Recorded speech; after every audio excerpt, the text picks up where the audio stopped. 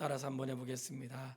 나의 떠날 시각이 가까웠도다. 나의 떠날 시간이 가까웠도다. 디모데 후서는 바울의 13편의 편지 가운데 마지막 서신이고요. 신약 성경은 총 27편에 글로 되어 있는데 그 중에 반이 바울을 통해 기록하신 서신인데, 이 바울 서신의 중심을 나누면 교회 서신이라고 하여 모두가 다 교회를 향해 쓴 편지고요. 옥중 서신은 그 안에 감옥에 있으면서 교회를 향해 쓴 편지를 옥중 서신이라고 하고, 그 13편 중에 3편은 목회 서신으로 디모데 전서, 후서, 디도서가 되겠습니다. 특별히 이 디모데 전서, 디도서 이 두 편지는 바울이 감옥에 있다가 나온 상태에서 쓴 편지고요. 디모데 후서는 마지막 두 번째 로마 감옥에 들어갔을 때 로마 감옥에서 유언처럼 남겼던 서신이 되겠습니다. 그러니까 이 디모데 후서는 한마디로 말하면 바울이 목회자와 성도, 교회를 향해 주는 유언의 말씀인데, 그 개인적인 고백이라기보다는 하나님이 이 땅에 남겨진 사람들에게 무엇을 위해 살아야 되는지, 그리고 사도 바울은 사역자로 삶 마치고 이제 아버지께로 가지만 이 땅에 남겨진 사역자들과 교회가 무엇을 위해 살아야 되는지를 자세히 기록한 말씀이 되겠습니다. 그러니까 굉장히 무겁고도 엄중하고 우리의 삶을 돌아보면서 성도가 이 땅에 교회가 남겨진 시대 동안, 시간 동안 무엇을 위해 살아야 되고, 성도가 이 땅에 살면서 숨 쉬는 날 동안 무엇을 위해 살아야 되는지를 잘 설명하고 있는 말씀이 디모데 후서가 되겠습니다. 제가 교회 서신을 그동안 살펴보았잖아요. 교회 서신을 볼 때 하나님 아버지와 주 예수 그리스도 안에 있는 고린도 교회에게, 하나님 아버지와 주 예수 그리스도 안에 있는 갈라디아 교회에게, 하나님 아버지와 주 예수 그리스도 안에 있는 에베소 교회에게, 하나님 아버지와 주 예수 그리스도 안에 있는 골로새 교회에게, 이러한 표현들은 뭐겠어요? 예루살렘 교회만 교회가 아니라 이방인의 땅에 세워진 교회도 교회고, 큰 교회만 교회가 아니라 작은 교회도 교회고, 지하에서 모이는 교회도 교회고, 산꼭대기에서 모이는 교회도 교회고, 시골에서 모이는 교회도 교회고, 선교지에 있는 것도 다 교회입니다. 이 모든 교회가 하나님 아버지와 주 예수 그리스도 안에 있는 교회라고 말하는 거예요. 이 말씀의 다른 표현으로 하면 신앙생활 잘하는 사람만 성도고 신앙생활 못하는 사람은 성도가 아니고 그러지 않습니다. 헌신하는 사람은 성도고 헌신하지 않는 사람은 한 반쯤 성도고, 그런 거 아닌 거예요. 하나님 아버지와 주 예수 그리스도 안에 있는 교회에게, 이 말은 성도님, 교회가 건물이나 사람의 숫자나 그리고 신앙의 부유함이 있지 않고 하나님 아버지와 주 예수 그리스도 안에 있는 것입니다. 이것이 내 안에 확립이 돼야 오늘 때로는 교회 같지 않은 것 같고 문제통속인 것 같은데, 자칫 잘못하면 우리는 건물로서의 교회, 사람으로서의 교회를 생각할 수 있지만, 사람이 모였다고 하여 교회가 아니라 그분의 뜻을 성취하고 그분의 뒤를 따라가는 것이 교회의 본질이라는 것을 잊지 않으면서, 성도도 이 땅에 어떤 누구도 주님 모시기에 구원받을 만한 사람은 한 명도 없고 모두가 다 하나님의 은혜로 구원받은 줄 믿습니다. 그러니 하나님 아버지와 주 예수 그리스도 안에 있는 이라는 표현은 어떤 특정한 건물이나 숫자나 사람이나 거기에 모인 대상의 특징에 있지 않고, 혼자라고 해도, 두세 사람이라고 해도, 시골이라고 해도, 선교지라고 해도, 또는 박해를 받는 지역에 있어도, 또는 박해가 없는 이 땅에서, 때로는 큰 교회로 또는 작은 교회로, 가정교회로, 또는 숨지기는 가운데 있는 교회여도 하나님 아버지와 주 예수 그리스도 안에 있는 그 사람들이 성도요 교회라는 것을 잊지 않게 되기를 바랍니다. 저희가 역사 속에서 알고 있는 큰 사건이 있죠. 로마에는 1세기에 큰 화재 사건이 있었죠. 보통 64년에서 67년이라고 하는데 이 역사 속에 드러난 거잖아요. 그 일들은 기독교인뿐만 아니라 믿지 않는 자들도 네로 황제가 기독교인들로 하여금 그 박해를 뒤집어 씌워서 기독교인들이 그랬다 해가지고 화제를 기독교인들에게 돌렸죠. 그때 그 시기가 바로 사도 바울이 감옥에 갇혀있던 시기였어요. 사도 바울은 죽음을 직감했고 죽음 앞에서 할 수 있는 것이 무엇인지를 말하면서 디모데가 목회하고 있지만 디모데에게 미처 하지 못했던 마지막까지 붙잡아야 될 것이 무엇인지를 디모데에게 말을 한 거죠. 이 말씀은 오늘 교회가 마지막까지 무엇을 붙잡아야 되는지, 성도가 마지막까지 무엇을 붙잡아야 되는지를 우리에게 가르쳐주고 있는 것이에요. 이 말씀을 통해 이 시대 가운데 성도로서 또는 교회가 해야 할 일이 무엇인지 돌아보면서 마지막까지 내가 붙잡고 가야 될 것이 무엇인가 확인할 수 있게 되기를 바랍니다. 디모데서 총 4장으로 되어 있는데 4장에는 각 장마다 주제가 있어요. 짧게 요약하고 결론을 짓겠습니다. 첫 번째는 복음과 함께 고난을 받으라는 거예요. 복음과 함께 고난을 받으라. 1장 8절 말씀을 읽겠습니다. 다 같이 1장 8절 말씀. 그러므로 너는 내가 우리 주를 증언함과 또는 주를 위하여 갇힌 자된 나를 부끄러워하지 말고 오직 하나님의 능력을 따라 복음과 함께 고난을 받으라. 자, 사도 바울이 지금 고난을 받았는데 주의 일을 하다가 고난을 받았거든요. 근데 앞에 뭐라고 말씀하고 있는데 내가 주님을 증언하는 것 때문에 고난을 받았고 내가 주님을 증언하는 것 때문에 갇혀 있게 되었는데 갇혀 있게 된 나를 부끄러워하지 마라. 여러분, 이런 거예요. 사도 바울이 디모데에게 말하면서 디모데야, 내가 예수 믿고 그분을 전하다가 감옥에 갇혔는데 감옥에 갇힌 나를 부끄럽게 생각하지 마라. 이건 뭐겠어요? 너가 이 시대에 살면서 혹시 주를 위해 살다가 갇히거나 어려운 일을 만나도 그 일을 부끄럽게 생각하지 마라. 그런 뜻이에요. 복음을 전하고 그리고 그 일로 살다가 감옥에 갇혔던 사도 바울. 여러분, 제가 묻고 싶은 것은 내가 이 땅에 살면서 예수 그리스도를 믿고 섬기는 것에 후회함이 없으십니까? 어느 분의 찬양에 가서 그런 찬양 고백이 있더라고요. 나는 주를 섬기는 것에 후회가 없습니다. 야, 정말 어떻게 그런 아름다운 고백을 할 수 있는지. 후회가 없습니다. 네, 더 놀라운 사실은요, 우리가 주님을 섬기는 일도 후회가 없지만 주님도 우리를 선택하신 것에 대하여 후회가 없으십니다. 예, 놀라운 사실이죠. 오늘 복음과 함께 고난을 받으라는 뜻 안에는 도대체 복음이 무엇이길래 고난을 받아도 기쁘다고 하지? 그런 게 담겨 있는 거예요. 이유도 없고 목적도 없이 억울하게 고난당하면 누가 이 시대에 고난을 당하며 살겠어요?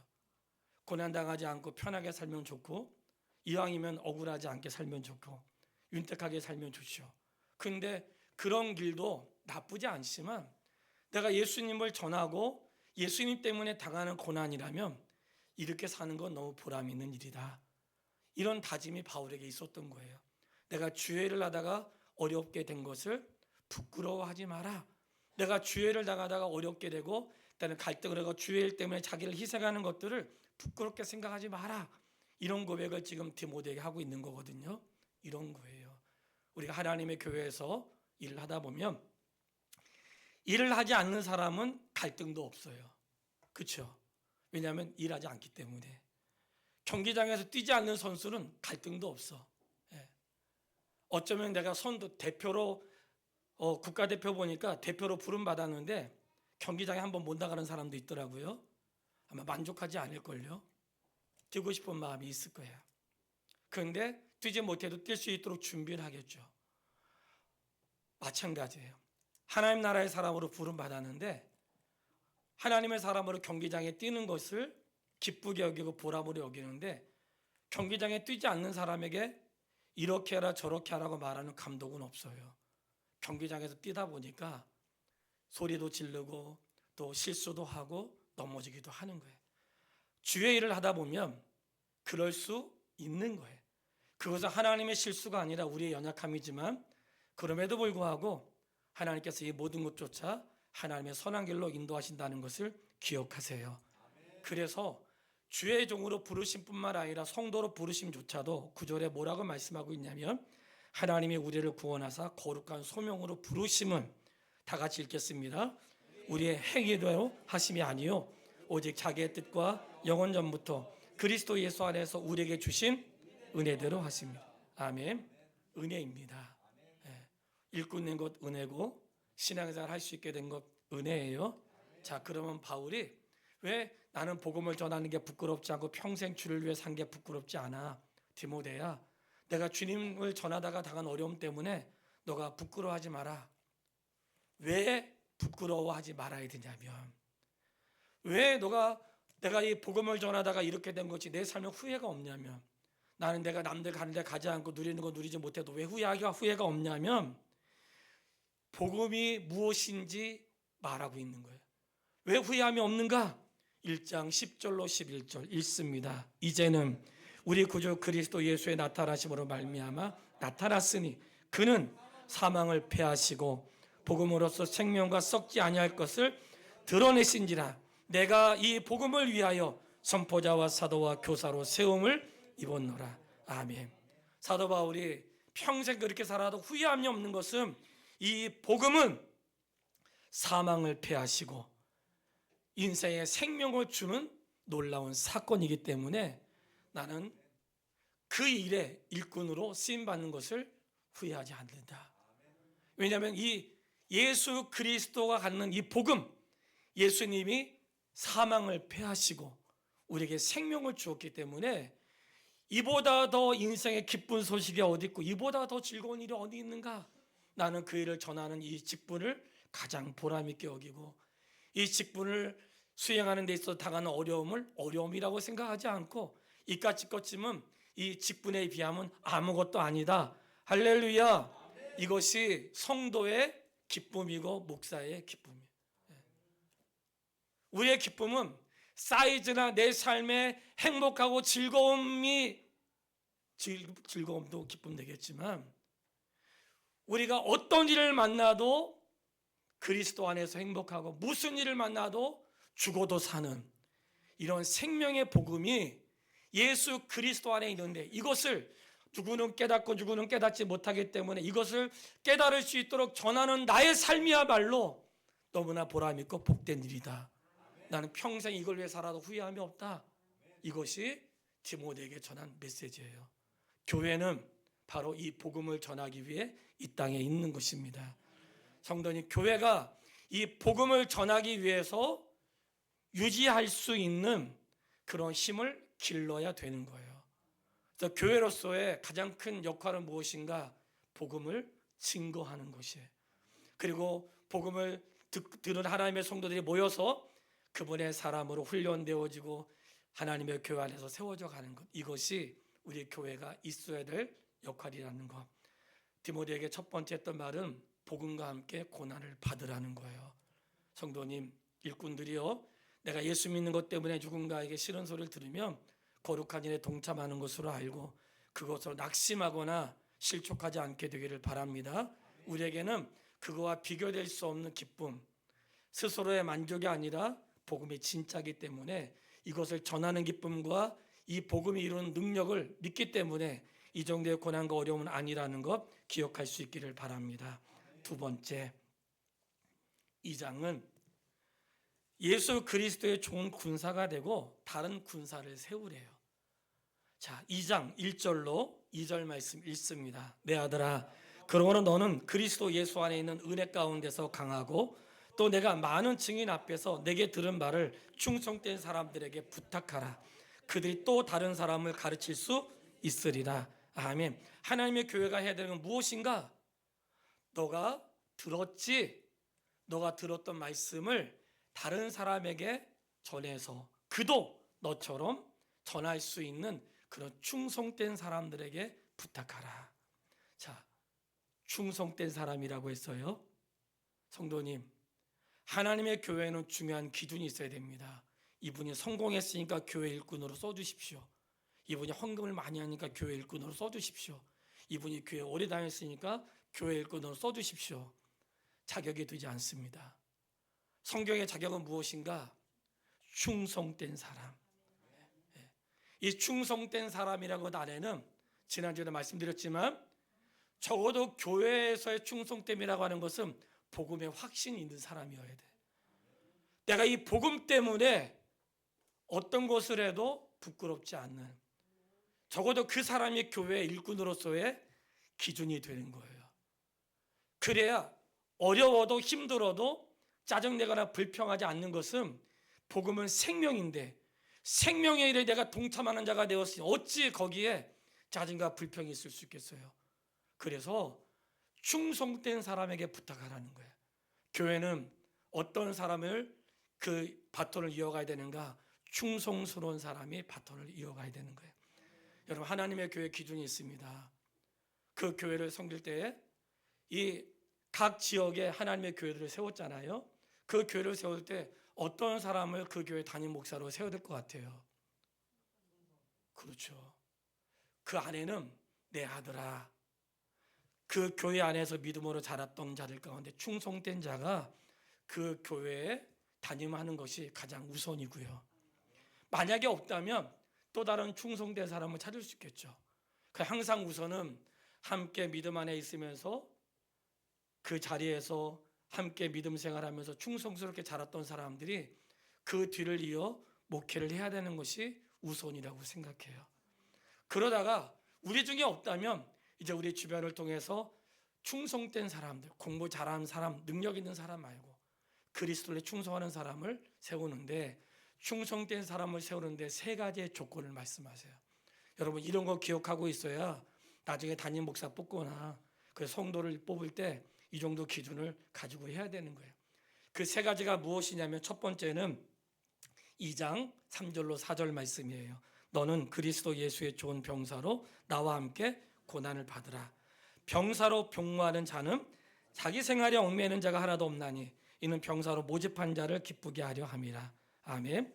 자, 일꾼 되려고 하는 사람은 병사로, 그리스도의 군사로 모집하는 사람인데, 군사는 자기를 기쁘게 하지 않고 나를 부르신 자를 기쁘게 하기 위해서 군사가 돼야 한다는 거예요. 그럼 하나님 교회에 충성된 사람은 자기를 기쁘게 하는 사람이에요? 아니면 나를 부르신 자를 기쁘게 하는 사람이에요? 반밖에 얘기 안 했어. 다시 한번 물어볼게요. 부름받은 사람은 그 일을 통해서, 직분을 통해 자기의 만족과 자기의 기쁨을 위해서 하는 사람이에요? 아니면 나를 부르신 그분을 기쁘게 하는 사람이에요? 아멘. 저도 들어야 되기 때문에. 여러분, 주의 일을 통해서 자기 만족을 채우려고 하면 안 돼요. 주의 일은 자기 만족을 위해서 하는 게 아니라, 내가 살아는데 예배당은 짓고 가야지, 내가 살아는데 뭐라도 하고 가야지. 주의 일은 자기 만족을 위해서 하는 게 아니라 그분을 기쁘시게 하는 거예요. 네. 어떤 분이, 제가 얘기했죠, 평생 살아오면서 자기 이력서 나가면서 책을 보내는데 난 그분의 마음을 알아요. 내 평생 어떤 꿈이 있고, 뭐 교회 개척을 한 20개 꿈이 있는데, 한국에서는 개척하고 예배당 짓는 거 어렵지만 선교지는 2천만 원이면 지니까, 그 나무로도 짓고 뭐 천막으로도 짓고 하니까, 지으니까 한 2천만 원이면 선교지 같은데 예배당 지을 수 있으니까 그런 거를 후원하는데, 적어도 직분자로서의 첫 번째 소신은 무엇인가? 내가 뭘 해봐야지, 이런 생각을 보여야 돼. 직분자는 자기의 만족이나 자기 기쁨이 아니라 내가 어떻게 하면 주님을 기쁘시게 해드리지? 그걸 가져야 돼요. 그러니까 교회 모든 봉사는 내가 했잖아, 왜 이렇게 안 해? 제가 주일을 하면서 제일 힘들 때가 뭔지 아세요? 교회에서 야유회 갈 때야. 그 교회에서 파티할 때.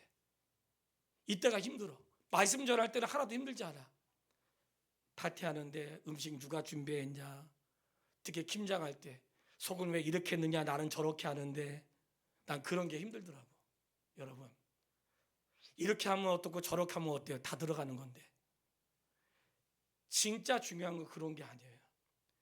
뭔가 내가 교회에서 봉사를 할 때 주님을 기쁘시게 한다고 생각하면 거기에 자기는 없는 거예요. 병사로 모집한 자는 자기의 기쁨을 위해서 직분자가 되는 것이 아니고 그분을 기쁘시게 하기 위해서 됐다는 것만 알아도 오늘 내가 하나님의 교회에서 하는 모든 것들에 대해 정리가 될 줄 믿습니다. 그런데 그 밑에 절에 보면 마치 이 부름받은 사람들을 경기장에서 경주하는 자로 비유하는데, 5절에 보면 경기하는 자가 어떻게 경기하라 그래요? 법대로 경기하면. 법대로 경기해야지만 승리자가 된다는 거예요. 막 라인을 벗어나거나, 우리 어떤 상황인지 더 이상 설명하지 않아도 아시죠? 그는 적어도 일꾼들에게 법대로 경계하는 건 뭐겠어요? 아멘. 말씀대로 하는 게 법대로 하는 거예요. 예. 성경이 원하는 교회 모델이 있어요. 성경이 원하시는 그게 법대로 경계하는 거예요. 그렇게 해야지 사람 끌어모으고 사람을 감동시키고 사람에게 뭔가 하려고 하는 것은 법대로 하는 게 아니에요. 교회는 말씀의 법이 있어요. 성도님, 하나님의 교회는 세상의 기준이나 내가 자라왔던 나의 삶의 스타일이 아니라 그리스도의 스타일로 해야 됩니다. 교회에서의 자기의 성격과 기준은 없는 거예요. 교회는 그리스도의 스타일이어야 하고 그리스도의 몸이기 때문에 이 경계의 법칙은 무엇인가? 말씀이라는 거예요. 예. 그리고 큰 집에는 금그릇, 은그릇, 나무그릇, 질그릇 귀하게 쓰는 것도 있고 천하게 쓰는 것도 있다고 20절에 얘기해요. 귀하게 쓰는 것도 있고 천하게 쓰는 것도 있는데 나는 어떤 그릇이지? 생각할 수 있죠. 자, 여기서 귀하게 쓰는 것과 천하게 쓰는 그릇에 대한 차이를 알아야 돼요. 귀하게 쓴다는 것은 주님을 위해 쓰는 그릇을 귀하게 쓰는 그릇이라고 하고 천하게 쓰는 것은 주님의 반대되는 것을 천하게 쓰는 그릇이라고 하는 거예요. 예를 들면 가룟 유다와 같은 것은 가룟 유다와 같은 자는 귀하게 쓰는 그릇일까요? 천하게 쓰는 그릇일까요? 그렇죠. 누군가는 주님을 부인했기 때문에 팔아 넘긴 사람이 있잖아요. 자, 빌라도는 귀하게 쓰는 그릇일까요? 천하게 쓰는 그릇일까요? 그렇죠. 누군가는 예수님에 대해 사형 재판을 내려야 되잖아요. 그런 그릇을 말하는 거예요. 뭔가 하나님은 선과 악을 협력해서 이루어 가시는데 어떤 사람은 선한 일로 쓰임 받고 어떤 사람은 악한 역할로 악당으로 쓰임 받는다는, 그들도 쓰임 받는데 쓰임 받는 결과는 너무나 충격적이라는 거예요. 선한 일로 쓰임 받은 자들의 생명의 그릇, 그런 그릇이 되지만 악한 일로 쓰임 받는 자들은 진노의 그릇이 된다는 거예요. 근데 그래서 선택하시는 분이 누구냐? 주님이시라는 거죠. 근데 우리는 그동안 금그릇, 은그릇, 나무그릇, 뭐 이렇게 질그릇들이 있는데 귀하게 쓰는 것도 있고 천하게 쓰는 것도 있는데 어떤 그릇을 쓰시는가 할 때에 깨끗한 그릇이 되어 주인의 쓰심에 합당하게 된다는 거. 어떤 그릇이요? 깨끗한 그릇. 깨끗한 그릇은 도대체 어떤 그릇일까요? 제가 보니까 다 깨끗한데 얼굴도 깨끗하고 옷도 그냥 깨끗하게 입고 왔는데 깨끗하다고 하는 것은 하나님의 말씀대로 사는 자를 깨끗하다고 하는 거예요. 예. 자꾸만 우리는 성경에서 깨끗함을 내가 무엇으로 하는 것으로 알지만 그렇지 않습니다. 자, 하나님의 교회는 이렇게 충성된 사람을 세워야 돼요. 성도님, 우리 교회가 어디에 힘써야 되겠어요? 충성된 자를 세우는 데 힘쓰는 거예요. 구역이 뭐 하는 거예요? 또 다른 충성된 자를 세우는 장소고, 다음 세대 모임이 뭐겠어요? 또 다른 충성된 자를 발굴하는 곳이고, 주일학교 어린이들이 뭐 하는 곳이에요? 충성된 자를 세우는 곳이에요. 성도님, 한 집안에서 누가 돈을 많이 써요? 물론 아빠일 수 있고 엄마일 수 있지만 보통은 자녀들을 교육하는 데 쓰잖아요. 자녀들이 있다면 교육하는 데 많이 들겠죠. 자녀가 없다면 다른 데 쓰겠지만 하나님의 교회는 바로 이렇게 믿음의 자녀들 양육하는 데 돈을 써야 됩니다. 그게 맞는 거예요. 예. 쓰는데 어떻게 쓰는가? 결실을 기대하고 쓰지만 결실을 기대하지 못해도 하나님께서 언젠가 그들의 속에 역사하실 것을 믿음으로, 이거는 낭비가 아닌 거예요. 하나님의 교회는 바로 그렇게 사람을 세우는 곳에 물질을 써야 되는 거예요. 예. 사람을 살리는 곳에 써야 하고, 그것이 우리가 충성된 자를 세우는 곳이에요. 바라기는 이 충성된 자가 우리의 자녀였으면 좋겠고, 자녀를 향하여 끊임없이 기도를 포기하지 마시고, 그리고 우리 자녀 중에 없다면 하나님의 교회에 있는 믿음의 사람들 중에서 충성된 자가 세워질 수 있도록 그들을 격려하고 지도하고 격려하면서 함께 할 수 있게 되기를 주님의 이름으로 축원합니다. 3장은 말세에 드러난 사건 가운데 하나인데 3장 1절로 2절에 나와 있어요. 너는 이것을 알라. 말세에 고통하는 데가 따르러 이르러 사람들이 자기를 사랑하며 돈을 사랑하며. 자, 여기까지. 자기를 사랑하고 뭘 사랑해요? 이것은 뒤에 나오는 모든 것에 함축된 의미가 있어요. 자기를 사랑하고 돈을 사랑하는 것. 자, 자기를 사랑하고 돈을 사랑하는 것, 이 시대의 특징이 돼요. 근데 경건하게 사는 사람들은 자기를 사랑하고 돈을 사랑하기보다 다른 사람을 배려하고 물질이 아니라 하나님께 소망을 둡니다. 이렇게 살려고 하다 보니까 갈등도 있고 부딪히는 것도 있죠. 그래서 뭐라고 말하는가? 3장 12절에 그리스도 예수 안에서 경건하게 살고자 하는 자는 박해를 받으리라. 왜 박해를 받겠어요? 야, 너만 잘나지? 너는 왜 그렇게 살아? 그것을 감당하세요. 내가 진리가 사실인 줄 알고 그리스도에 충성된 자라 산다면 너 왜 그렇게 살아? 이거 감당하세요. 왜냐? 그렇게 사는 게 합당하기 때문에. 경건하게 사는 자는 갈등이 일어날 수밖에 없는 거예요. 어떻게 믿지 않는 자가 있는데 어떻게 갈등이 없어요? 갈등이 있죠. 불편하죠. 당연한 거예요. 이 경건함이라고 하는 것은 당연히 갈등이 있는 거예요. 그래서 이 시대 속에서 어떻게 살아야 되는가 할 때에 뭐라고 얘기하냐면 믿지 않는 자들은 자기를 사랑하고 돈을 사랑하지만 그러나 13절 악한 사람들과 속이는 자들은 더욱 악해져서 속이기도 하고 속기도 하나니 다 같이 그러나 너는 배우고 확신한 일에 거하라. 너는 내가 누구에게서 배운 것을 알며 또 어려서부터 성경을 알았나니 성경은 등이 너로 하여금 그리스도 예수 안에 있는 믿음으로 말미암아 구원에 이르는 지혜가 있게 하느니라. 이게 뭐겠어요? 사람들은 속기도 하고 속이기도 하지만 그렇지만 너는 그런데 마음 빼앗기지 말고 하나님의 말씀을 배우고 확신한 일에 거하라. 성도는 죽을 때까지 배워야 됩니다. 학생 여러분, 어떤 자격을 취득하기 위해서 자격증을 취득하기 위해서 배워야 되잖아요. 그리고 대학을 진학하기 위해서 배워야 돼요. 그래야지만 그 일을 감당할 수 있어. 성경을 포기하지 마세요. 그것은 내가 인생을 살아가는 길일 수 있지만 성경은 내 생명을 살아가는 길이에요. 모든 성도님 성경 배우기를 중단하지 마세요. 아무튼 내 시력이 나빠질 때까지, 내가 들을 수 있을 때까지, 걸어갈 수 있을 때까지 멈추지 마세요. 너는 배우고 확실한 일에 거하라. 하나님의 사람들이 이 시대를 사는 방법은 하나님의 말씀을 배우는 거예요. 이 말씀을 신뢰하는 거예요. 이 말씀을 디모데에게 하면서 내가 어떻게 살았는지를 드디어 오늘 읽었던 하나님 말씀을 고백하는 거예요.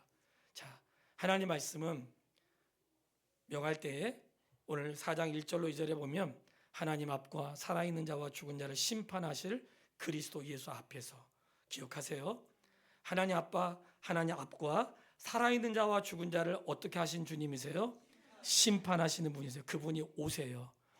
그분의 이름을 두고 엄히 명하노니, 이 말은 엄격하게 내가 너에게 명한다는 거야. 해도 되고 하지 않아도 되는 게 아니라 내가 너에게 그분의 이름으로 명한다. 말씀을 전파하고 항상 힘쓰라. 하나님의 교회는 하나님 말씀을 전하는 것이고 이 말씀을 통해 성도들이 양육을 받는 것입니다. 성도님, 양육 받는 사람이 되세요. 내가 스스로 설 때까지 양육 받는 사람이 되고요. 우리가 이런 것 아시죠? 자기 주도 학습법. 아이들이 자기 스스로 주도해서 공부할 수 있는 자기 주도 학습법. 성경도 그런 자리까지 왔으면 좋겠고 이제는 누군가에 의해서가 아니라 자기가 주도적으로 말씀을 통해 인생을 깨닫는 그러한 시간들도 올 수 있게 되기를 바랍니다. 하나님의 교회에서 중요한 것은 무엇이냐면 바른 교훈이고요. 하나님 말씀이 바르게 교훈이 전해지고 그 말씀대로 사는데 다른 사람들이 그리하지 않아도 너는 너의 직무를 다하라는 거예요. 너의 직무를 다하라. 성도님, 하는 일을 멈추지 마시고요. 중단하지 마세요. 믿음의 일 중단하지 마시고 자녀 때문에 아픔 때문에 여러 가지 문제 때문에 중단하지 마시고 일은 끝까지 자기의 일을 감당할 수 있는 하나님의 사람 되기를 바랍니다. 오늘 읽었던 6절에 전제와 같이 내가 벌써 부어지고 떠날 시각이 가까웠도다. 떠날 시각이 가까웠다는 건 이런 거예요. 사도 바울은 마지막까지 어떻게 살고 싶은 것이냐면 내 인생의 마지막까지 주를 위해 살고 싶은 거예요. 언제까지요? 마지막까지. 내 인생의 마지막까지 주를 위해 살고 싶은 거예요. 내가 전제와 같이 내가 벌써 부어지고 이런 거예요. 구약의 제사의 제도가 있거든요. 제사 지도의 맨 마지막에 마치 포도주를 붓듯이 물을 붓듯이 자기를 쏟아붓는, 그래서 인생의 모든 것을 그분께 붓는다, 그런 것을 전제라고 해요. 자기를 쏟아붓는 것. 사도 바울은 자신의 삶의 마지막 순간까지 나를 주님 앞에 쏟아붓습니다, 이러한 삶의 고백을 하는 거예요. 근데 마지막 순간까지 붓는데 나의 떠날 시각이 가까웠도다는 이 떠날 시각이라는 거에는 두 가지 의미가 있어요. 먼저는 떠난다는 것은 이런 의미가 있어요. 어부가 고기를 잡기 위해서 항구에서 배를 풀러서 떠나는 것.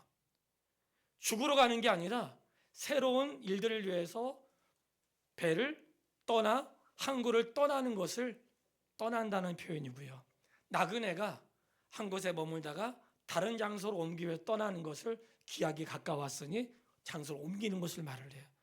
그러니까 이 말은 뭐냐면 내가 주어진 삶에 전제와 같이 부어지는 최선의 삶을 다하고 그 다음 이후에는 나를 위해 준비된 의의 면류관을 향하여 가는 것인데, 그거는 사도 바울에게만이 아니라 하나님을 사모하는 모든 자에게 주시는 의의 면류관이라는 거예요. 여러분, 인생을 어떻게 살아야 되는가? 지금 내게 주어진 일에 충성을 다하고 내게 주어진 자리에서 전제와 같이 부어지고, 떠날 때는 아낌없이 미련 없이 마치 새로운 향해를 향하여 새로운 목적지를 향하여 가는 것처럼, 그게 성도의 삶인 거예요. 성도는 그 시간까지 주를 위해 사는 거예요. 하다못해 유언이라도 주를 위해 사는 거예요. 하다못해 언어를 통해서라도 하는 거예요. 하나님의 교회는 사도 바울의 유언을 통해 보면 하나님의 교회가 잊지 말아야 될 중요한 것은 바른 복음을 전하고 복음과 함께 고난을 받는 것, 그리고 충성된 사람들을 이렇게 세우는 것.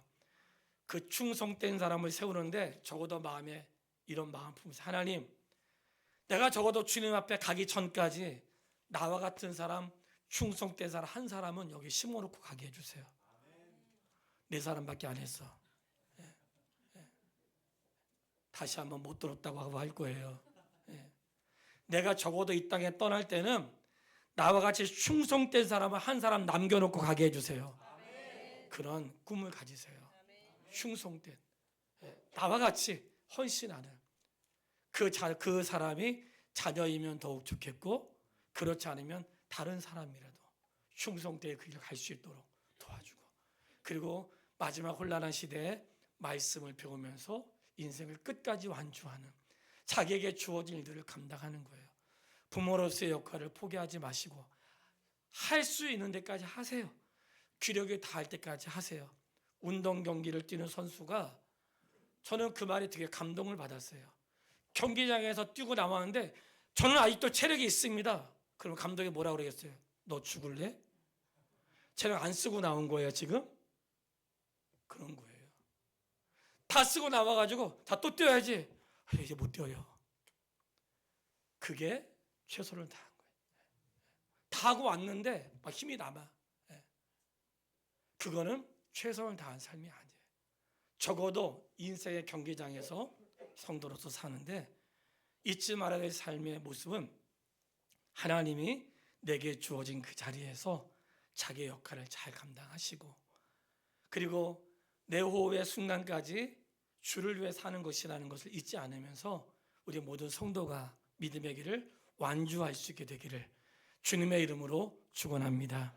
이 시간 같이 기도하겠습니다. 하나님, 복음의 감격과 기쁨을 알아 내가 복음을 위해 사는 즐거움을 깨닫게 도와주십시오. 내가 하나님의 몸된 교회 일꾼으로 사는 것이 얼마나 보람 있는 일인지, 혹시 그것 때문에 어떤 어려움을 당해도 이까짓 것이 아무것도 아닙니다, 그런 믿음을 소유할 수 있도록 나와 같이 충성된 자를 세울 수 있는 믿음도 주시고, 혼탁한 때에 진리로 나를 무장하게 하시고 나의 마지막 호흡까지도 거룩한 일에 쓰임받을 수 있도록 우리 마음을 같이하여 결정하며 기도하겠습니다. 아버지 하나님, 은혜를 참으로 감사합니다. 우리가 어떻게 살아야 될까요? 하나님, 이 복음의 기쁨, 복음의 감격, 내가 주의 일을 하고 있다는 즐거움에 살게 하시고, 나의 유익과 나의 즐거움을 위해서 일을 하는 것이 아니라 나를 부르신 아버지 하나님을 향하여 일하게 하시며 하나님 오늘 우리 교회에 나와 같이 충성된 자들을 살펴보고 그들을 격려하여 그 길을 갈 수 있도록 도와주되 하나님 복음에 합당한 일꾼으로 설 수 있도록 인도하여 주시옵소서. 세상이 발전하면서 내 마음을 빼앗는 것도 많아지지만 더욱 우리는 이 시대 가운데 말씀으로 살고 말씀으로 단련하고 말씀으로 충만하게 되기를 원합니다. 우리의 마지막 호흡까지도 주님의 것입니다. 그렇게 살아갈 수 있는 인생의 거룩한 소망이 우리 안에 있게 되기를 간절히 원합니다. 사랑합니다. 예수님의 이름으로 기도했습니다. 아멘. 아버지 하나님, 오늘 선포된 말씀이 내 삶의 기준이 되고 그렇게 살아갈 수 있도록 은혜를 허락하여 주시옵소서. 하나님의 일을 하는 것이 즐겁고 주의 일 하다가 어려움 당해도 낙심하지 않는 것은 이 복음은 죽은 자를 살리며 지옥 가는 영혼을 하나님 나라로 인도하기 때문인 것을 믿습니다. 주의 일을 하다가 당하는 어려움은 그 하나님의 영광에 비하면 아무것도 아닌데 이 기쁨을 주의 자녀들이 알고 감격하기를 원합니다. 충성된 자를 세우게 도와주십시오. 하나님의 교회가 그 일을 위해 희생할 수 있도록 도와주시고 그 충성된 자가 우리의 자녀였으면 좋겠습니다. 하나님, 혹시라도 또 우리 교회 안에 우리 주변에 충성된 자를 세워서 그 나라와 의를 위해 사는 나와 같이 주를 위해 사는 자들을 이 땅에 한 명 정도는 남기고 갈 수 있도록 은혜를 베풀어 주시며 혼탁한 시대에 자기를 사랑하며 돈을 사랑하는 자가 아니라 말씀을 사랑하는 자로 살게 하시고 인생의 호흡이 마치는 시간까지 내 생명이 하나님의 도구로 쓰임 받아서 그때까지 생명을 주께 맡기는 하나님의 사람 되기 원합니다. 귀한 예물을 구별하여 드렸습니다. 예물을 흠양하여 주시고 성도의 삶에 궁핍함이 없을 뿐만 아니라 그 나라와 그 의를 위해 살아가며 먹든지 마시든지 무엇을 하든지 하나님의 영광을 위해 살아갈 수 있도록 인도하여 주시옵소서. 윤밀한 일상에 함께 신앙생활하게 하신 것 너무나 고맙습니다. 또한 이 시간 함께 하면서 믿음의 길을 걷는 주의 자녀들이 이 땅에 사는 날 동안 믿음 안에서 견고해져서 어떠한 인생의 바람에도 무너지지 않는 역사를 이루어 주시옵소서. 예수님의 이름으로 기도했습니다. 아멘.